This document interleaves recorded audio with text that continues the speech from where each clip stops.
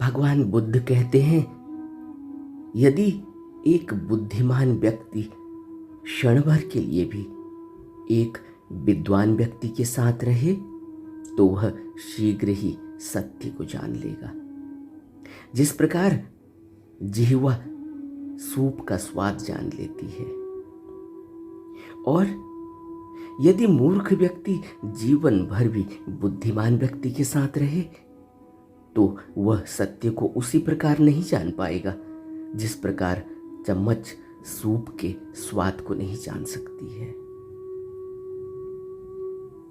भगवान बुद्ध ने श्रावस्ती के जेतवन में यह उपदेश दिए थे कि यदि कोई व्यक्ति बुद्धिमान है और क्षण भर को भी अगर वह किसी विद्वान व्यक्ति का साथ कर ले तो वह सत्य को जान लेगा।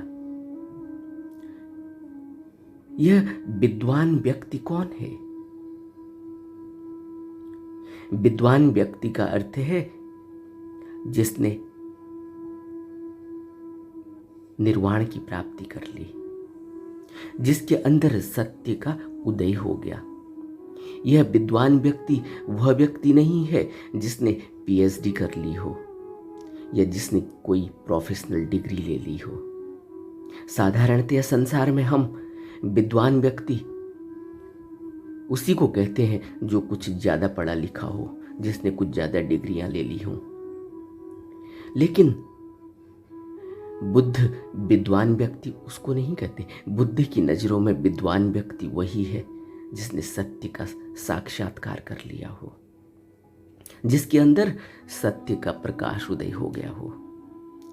और जब सत्य का प्रकाश उदय हो जाता है तब वह व्यक्ति कभी भी असत्य के मार्ग पर नहीं चलता, कभी भी दुष्शील नहीं होता, क्योंकि सत्य का प्रकाश उदय होते ही वह व्यक्ति निर्मल हो जाता है, शांत हो जाता है, शुद्ध स्फटिक हो जाता है, क्रिस्टल क्लियर जिसको कहते हैं, शुद्ध और साफ हो जाता है। निर्मल वाणी, निर्मल विचार, निर्मल हृदय, शुद्ध हृदय, और अपनी वाणी के माध्यम से, अपने विचारों के माध्यम से, अपनी देशनाओं के माध्यम से, अपने उपदेशों के माध्यम से फिर वह जन कल्याण करता है, फिर वह लोगों को सहारा देता है। कौन सा सहारा? सहारा जो सत्य के मार्ग की ओर ले जा सके, ऐसा सहारा। लेकिन यदि कोई मूर्ख व्यक्ति विद्वान व्यक्ति के साथ रहे, ऐसे व्यक्ति का साथ कर ले, पूरे जीवन भी साथ कर ले, जिस व्यक्ति को सत्य का उदय हुआ हो, जो व्यक्ति बुद्ध हो गया हो, जो व्यक्ति सतगुरु हो गया हो, लेकिन उसकी मूर्खता इतनी कट्टर हो कि उसे सतगुरु का, बुद्ध का, संग साथ का, उपदेशों का, देशनाओं का कोई असर ही न हो, तो वह व्यक्ति सत्य को नहीं जान सकता, क्योंकि वह मूर्ख है। और ऐसा मूर्ख है कि उसके अंदर इतनी कठोरता, इतना पत्थर दिल कि उसके अंदर सत्य की कोई भान ही नहीं आ पाती, उसके अंदर सत्य की कोई लपट ही नहीं लग पाती। इसी तरह जैसे कोई चम्मच सूप के स्वाद को नहीं जान पाती, क्योंकि चम्मच बेजान है, और सूप के स्वाद को लेने के लिए कोई जानदार चीज होनी चाहिए, किसी के अंदर उतनी निर्मलता होनी चाहिए, उतनी संवेदना होनी चाहिए। निर्मलता न भी हो भला, लेकिन संवेदना होनी चाहिए। बिना संवेदना के सूप का स्वाद नहीं आ पाएगा। वो कौन व्यक्ति होता है जिसके अंदर सूप का स्वाद ना आ पाए और वह व्यक्ति हो, वह व्यक्ति मनुष्य हो, लेकिन सूप का स्वाद ना आ पाए उसकी जीभ में। आपने देखा, जो व्यक्ति शराब पीता है, जो व्यक्ति तम्बाकू खाता है, जो व्यक्ति गुटखा खाता है, जो व्यक्ति ऐसा नशा करता है कि उसकी जीभ में से संवेदना गायब हो चुकी होती है, ऐसी संवेदना गायब हो चुकी होती है जो सूक्ष्म संवेदना है, जो तीक्ष्ण संवेदना है, तो ऐसे व्यक्ति को स्वाद का पता नहीं चलता। उसको नमक और चीनी का पता तब चलता है जब उसमें नमक ज्यादा हो और चीनी ज्यादा हो। लेकिन एक साधारण व्यक्ति की संवेदना कैसी होती है? एक जो व्यक्ति निर्मल चित्त है, जिस व्यक्ति के अंदर निर्मल जीव है, ऐसी जीव है जिसमें कभी भी किसी ऐसे तम्बाकू का या शराब का या कोई भी ऐसे पदार्थ का जिसने सेवन नहीं किया हो, उसकी जीभ कैसी होती है, उसकी संवेदनाएं कैसी होती हैं, उसके जीभ के वह तंतु कितने संवेदनशील होते हैं कि जरा सा भी मिर्च, जरा सा भी चीनी, जरा सा भी नमक का स्वाद उसको पता चलता है, क्योंकि उसके अंदर पूरी संवेदना है। वो जड़ नहीं हुआ है। वो शराबी की तरह या तंबाकू खाने और पीने वाले व्यक्ति की तरह उसकी संवेदना नहीं है। उसकी संवेदना ऐसी नहीं है कि बेजान चम्मच की तरह, कि चम्मच सूप में पड़ी रहे लेकिन सूप के स्वाद का पता न चले। इतनी संवेदना चाहिए। क्या हमारे अंदर इतनी संवेदना है कि हम बुद्ध के वचनों को बहुत गहरे में अपने हृदय में बैठा सकें? क्या हमारे अंदर इतनी संवेदना है कि हम कितनी देशना सुनते हैं, हम धम्म के मार्ग पर चल रहे हैं, लेकिन हमारे अंदर उसका असर कितना हो रहा है?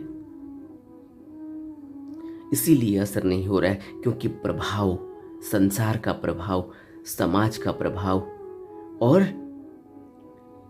विचारों का और मन का प्रभाव, मार का प्रभाव, वासनाओं और तृष्णाओं का प्रभाव इतना ज्यादा है कि हृदय में वह संवेदना नहीं कि बुद्ध के वचनों को सुनकर हमारे अंदर लौ लग जाए।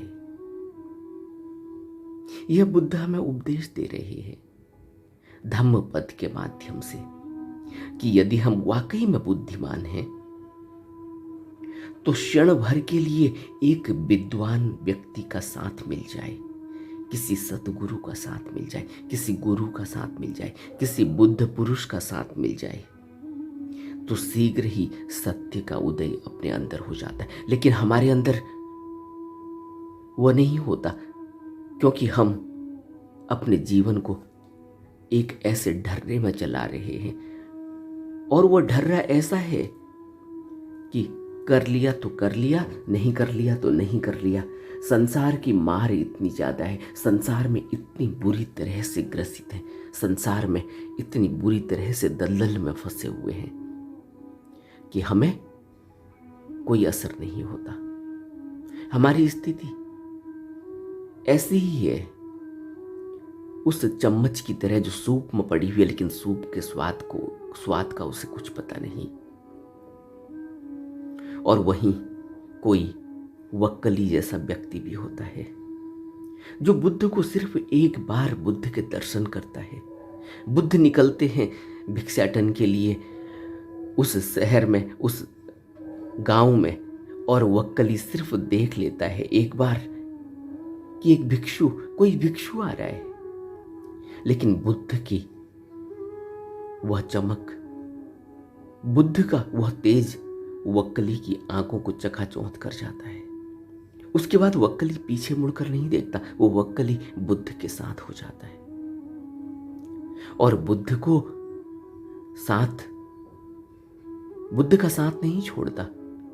और कहते हैं कि वक्कली कुछ ही दिनों में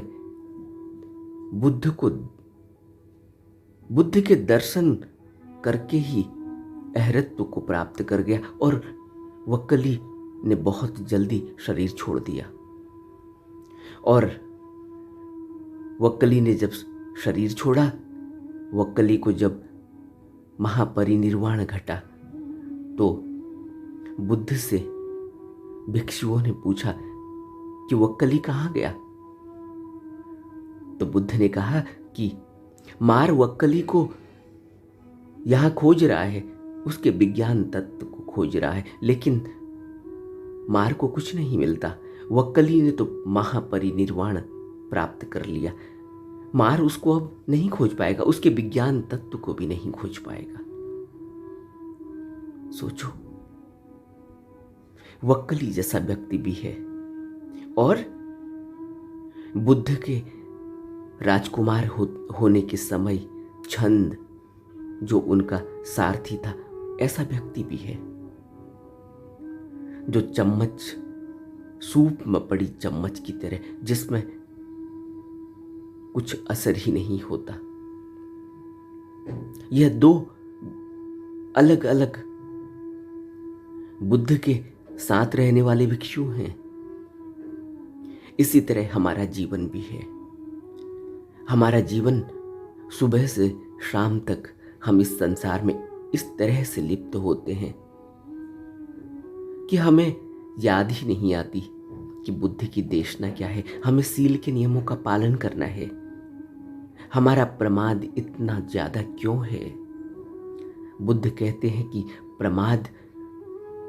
प्रमादी मृतवती होता है और अप्रमादी की कोई मृत्यु नहीं होती। और हमारे अंदर प्रमाद इतना कि संसार में निकलते, संसार तो छोड़ो, घर में होने के बाद भी, अगर हम घर में ही हैं, आज संसार की यात्रा हमने नहीं करी, आज हम किसी कार्यकलाप में नहीं गए, आज हम कुछ कमाने के लिए नहीं निकले, उसके बावजूद भी घर में कितनी छोटी छोटी बातों में हमारी कहासुनी होती है। हमें याद ही नहीं रहता कि हम बुद्ध के अनुयायी हैं, हम किसी गुरु के अनुयायी हैं, हम किसी सतगुरु के अनुयायी हैं।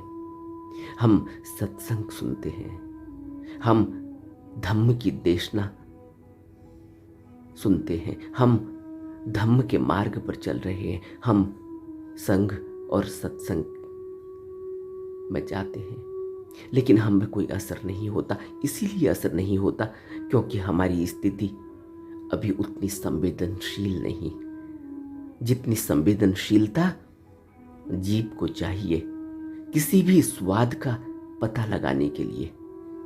बुद्ध कहते हैं कि संवेदनशीलता तो इतनी होनी चाहिए कि सामने वृक्ष हो, वृक्ष की जड़ें भी देखी जा सके। यह कोई बड़ी बात नहीं है। और बुद्ध कहते हैं कि संवेदनशीलता इतनी होनी चाहिए कि दूसरे के विचारों को भी महसूस किया जा सके, उन विचारों को भी पढ़ा जा सके, उन तरंगों को भी पढ़ा जा सके जो दूसरे के अंदर से उठ रही है। लेकिन हमें तो अपनी ही तरंगों का पता नहीं चलता। हमारी संवेदनशीलता क्या है? हमारी संवेदनशीलता का पता हमें कब चलता है? जब हम विपस्सना करते हैं, जब हम आनापान करते हैं, तब हमें पता चलता है कि हमारी संवेदना कितनी है। क्यों हमारी संवेदना ऐसी है? क्यों हमारा मन बार बार हमें हमसे बाहर ले जाता है? क्योंकि हमारा ध्यान अभी बहुत कच्चा है, अभी हम बहुत कठोर हैं, अभी हमने शील के नियमों का पालन नहीं किया। हम कहते तो हैं कि हम शील के नियमों का पालन करते हैं, लेकिन हम नहीं करते। कितनी संवेदनशीलता चाहिए, कितना मिथ्याचरण, कितना क्रोध, कितना द्वेष और कितनी वासनाएं और कितना इंद्रियों का जोर हमारे अंदर है। हमें अपने से पूछना होगा। हम शील के नियमों का पालन करते हैं, हमें पूछना होगा अभी भी हमारे अंदर कितनी हिंसा मौजूद है। कौन सी हिंसा? किसी जानवर को मार देने से ही हिंसा नहीं होती। हिंसा तो तब भी होती है जब हम किसी दूसरे के प्रति, हमारे अंदर कोई ऐसा विचार उठ रहा है जो कल को कर्म का रूप ले लेगा और ऐसा कर्म कर बैठेगा कि दूसरे व्यक्ति के हृदय को छेद जाएगा। यह भी हिंसा है।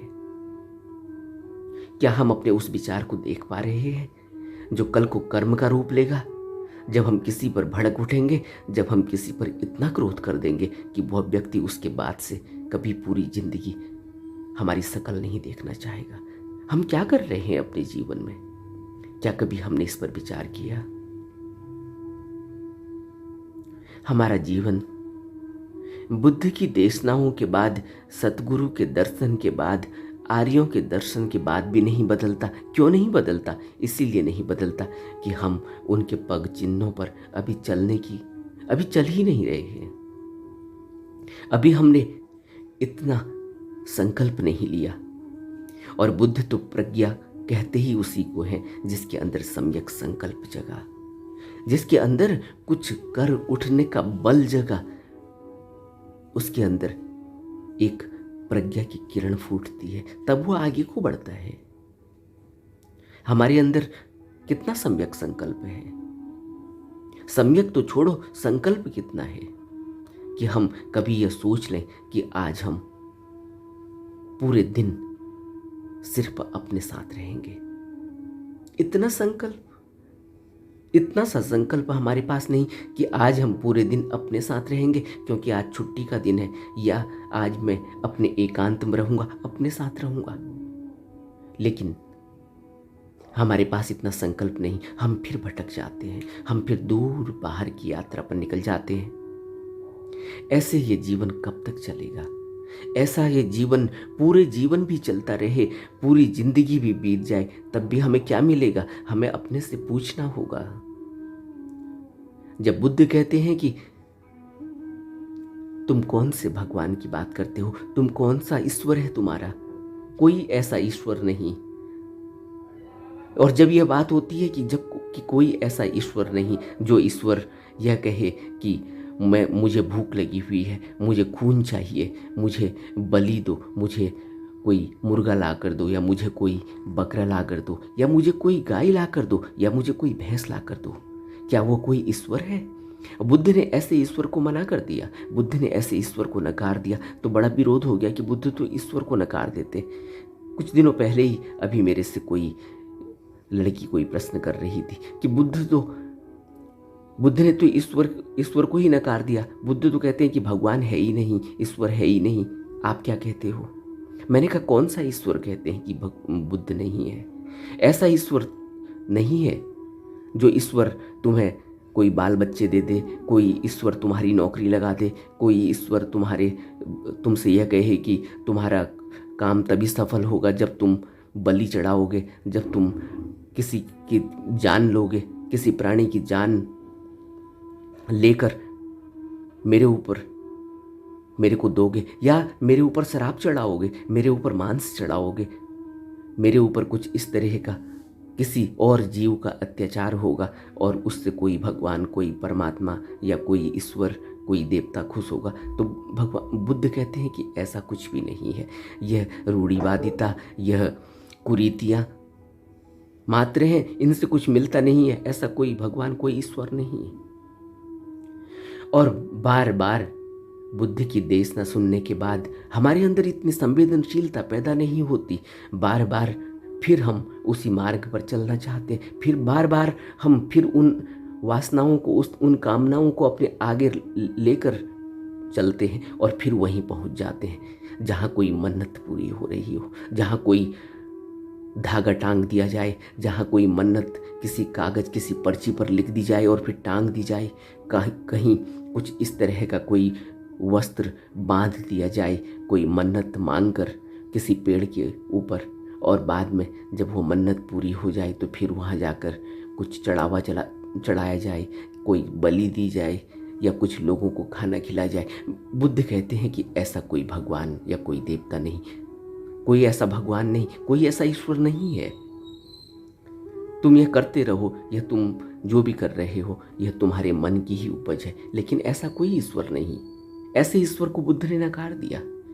लेकिन बुद्ध तो कहते, बुद्ध को जब भगवान कहते हैं कि, तो बुद्ध ने तो यह कभी नहीं कहा कि तुम मुझे भगवान मत कहो।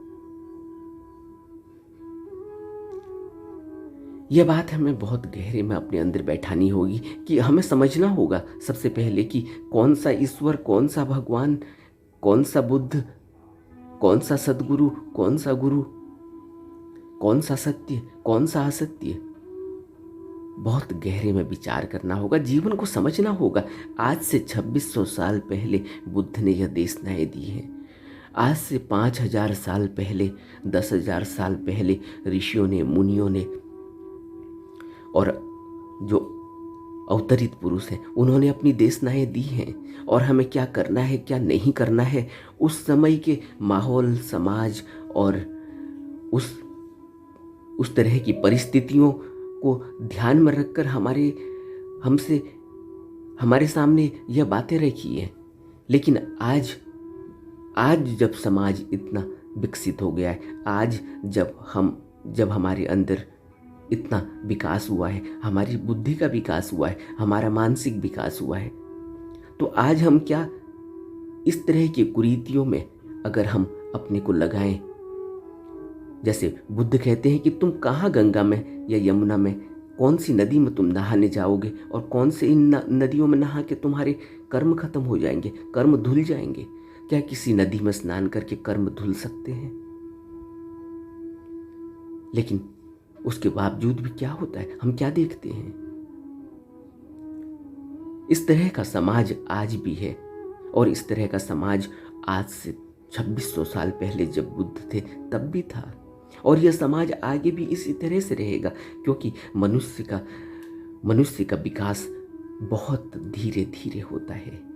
धीरे धीरे मनुष्य के अंदर समझ विकसित होती है और धीरे धीरे ही उसके अंदर प्रज्ञा की किरण जगती है। कभी कोई बिरला ही होता है जिसके अंदर एक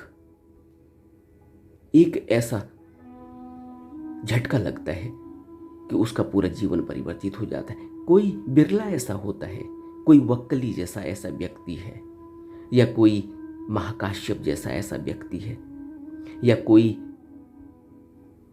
सारिपुत्र जैसा ऐसा व्यक्ति है, या कोई नंद जैसा ऐसा व्यक्ति है जिसके अंदर ऐसा प्रकाश, ऐसा झटका, ऐसी ललक लगती है। लेकिन वह कहीं न कहीं बुद्ध के, सद्गुरु के, गुरु के इतने नज़दीक कोई ऐसी आभा, कोई ऐसी चमक उनके अंदर। इसीलिए तो कहते हैं कि यह दया पर निर्भर है। यहीं से पता चलता है कि दया क्या होती है, यहीं से पता चलता है ग्रेस क्या होती है। हम कभी भी इन बातों को इतनी महत्ता नहीं देते, लेकिन हकीकत यही है कि जब तक दया न हो, जब तक ग्रेस ना हो, इस पर मैं एक पूरा वीडियो अलग से बनाने वाला हूँ। जब तक ग्रेस ना हो, जब तक दया न हो किसी गुरु की, किसी सतगुरु की, किसी बुद्ध की, तब तक नामुमकिन है कि कोई सत्य के मार्ग पर अपना कदम भी उठा ले। यह संसार मार का संसार है। यह संसार ऐसा संसार है जहां मार किसी को निकलने नहीं देता। यहां जब तक दया नहीं होगी, यहां जब तक ग्रेस नहीं होगी, और ग्रेस ऐसी ग्रेस कि जिसको वह दया जिसके ऊपर पड़ जाती है, उसका जीवन ही बदल जाता है। उसका जीवन ऐसे ही बदल जाता है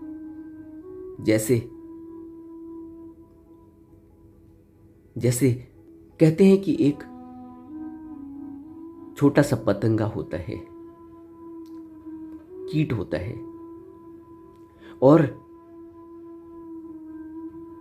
जब वो कीट किसी भृंगी को, एक और दूसरा पतंगा होता है उसको भृंग कहते हैं, जब वो कीट उस भृंग के संपर्क में आता है, या वो भृंग उस कीट के संपर्क में आता है, तो वह उस जैसा ही हो जाता है। वह कुछ नहीं करता, वह सिर्फ अपनी वाइब्रेशन से उसको अपने जैसा बना लेता है।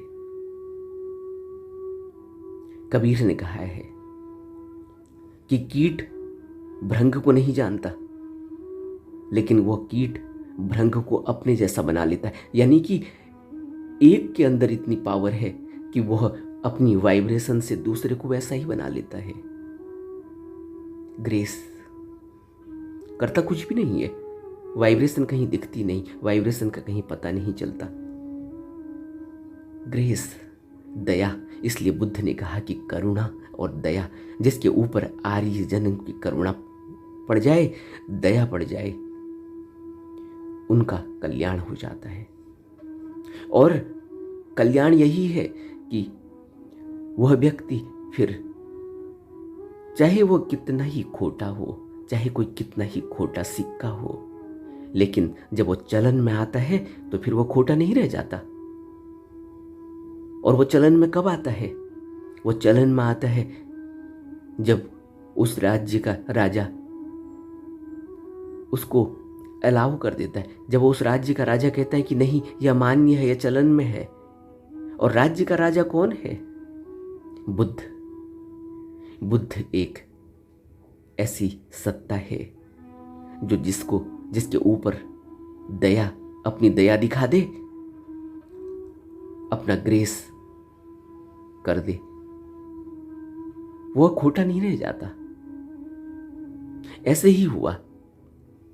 बुद्ध की एक छोटी सी गाथा है कि एक समय एक देश में कुछ युवक एक जंगल में जाकर मौज मस्ती कर रहे हैं और उनके साथ एक वैश्या भी है। वो वैश्या को साथ लेकर जंगल में गए हुए हैं, उसके साथ आमोद प्रमोद में रत हैं। और जब वो मदमस्त हो गए आमोद में, प्रमोद में और रंगरलियों में, तभी उस वैश्या ने मौका देखा और उनके सभी बहुमूल्य आभूषणों को चुराकर वो भाग गई। जब तक उनको होश आया तब तक उन्होंने देखा कि वह तो वैश्या तो गायब है, नदारद है।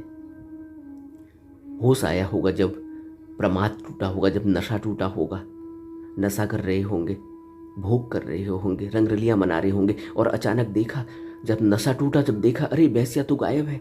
वैश्या सारे उनके आभूषण और जो भी उनका बहुमूल्य सामान था, रुपये पैसे लेके नदारद हो गई। और वो इधर उधर ढूंढने लगे,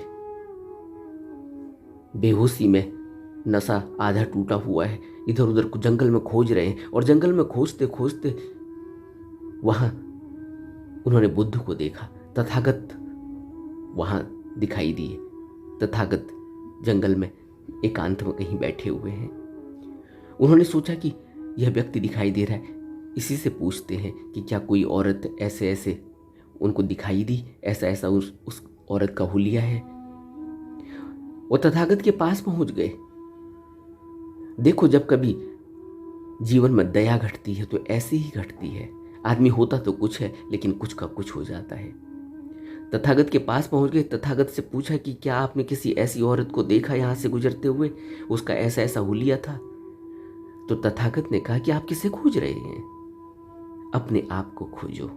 जिसको खोजना है वह तो आपके साथ ही है, आप में ही है। आप लोग व्यर्थ ही भागे जा रहे हो। आप किसके पीछे भागे जा रहे हो?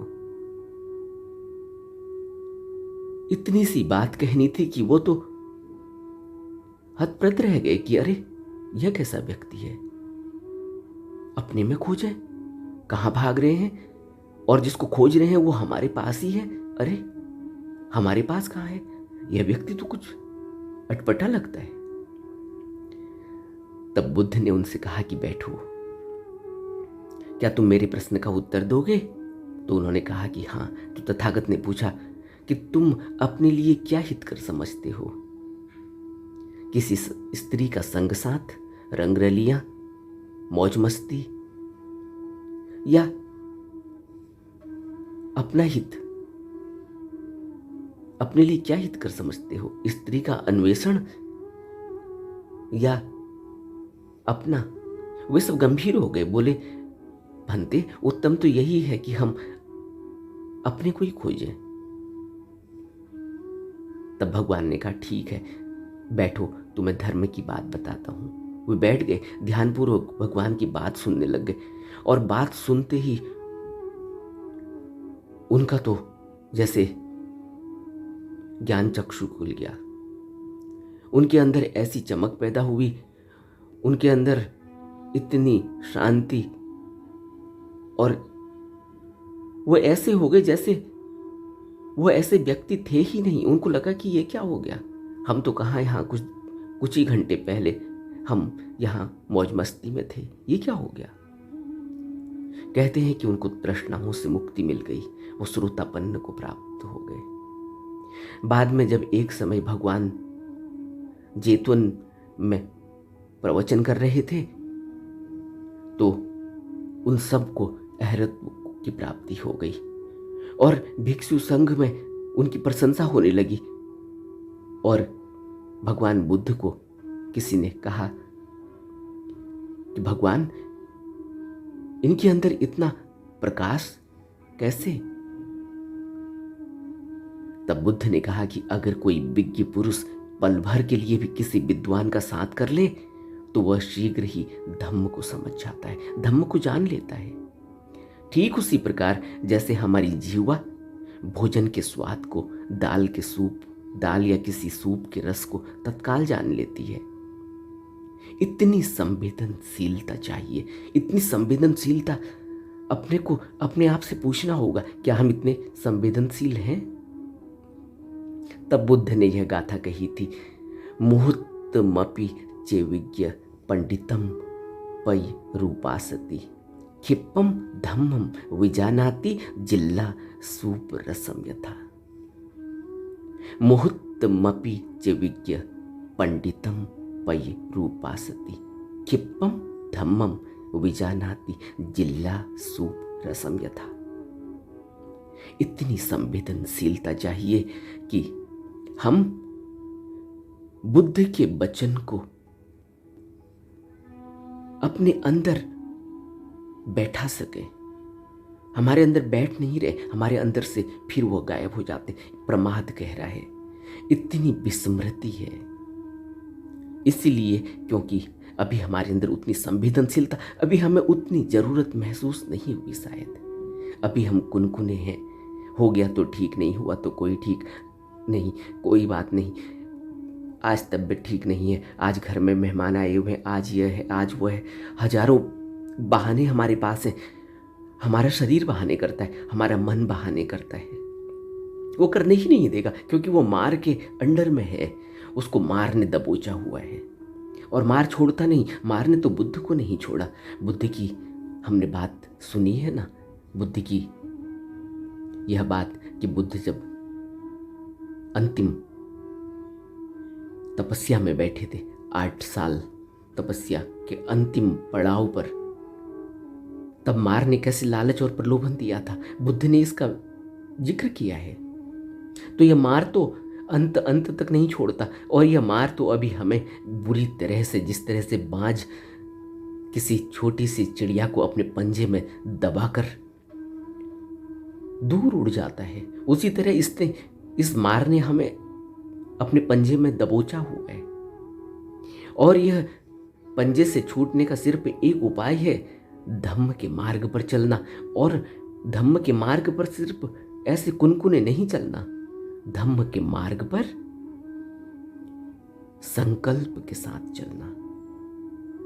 प्रज्ञा की किरण को लेकर, प्रज्ञा की वह रोशनी, सम्यक दृष्टि और सम्यक संकल्प के साथ चलना कि ऐसी दृष्टि कि मेरे लिए क्या अच्छा है, क्या बुरा है, शील के नियमों का पालन हो सके, ऐसी दृष्टि चाहिए, ऐसी संवेदनशीलता चाहिए, तब हो पाएगा। इतना आसान नहीं है, इतना आसान बिल्कुल भी नहीं है। अगर कोई यह कहे कि भरमाते रहे कि नहीं आसान है, करते रहो, ऐसी ही है, सब ठीक है, करते रहो, वह तो निरंतर करना ही होगा। बुद्ध ने कहा है कि तब तक करना है जब तक कुछ करने को शेष न बचे।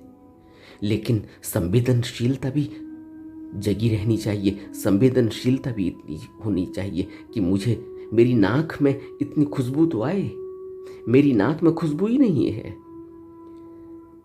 देसी घी की कहीं जलेबी भी बन रही हो, कोई हलवा भी बन रहा हो, तो हमारे अंदर, हमारी नाक में अभी वो संवेदनशीलता नहीं कि हम उसको बहुत किलोमीटरों दूर से पहचान सके। हमसे अच्छा तो कुत्ता है, उसके अंदर बहुत संवेदनशीलता है, वो अपने स्वामी का वफादार है। और हमारी वफादारी क्या है?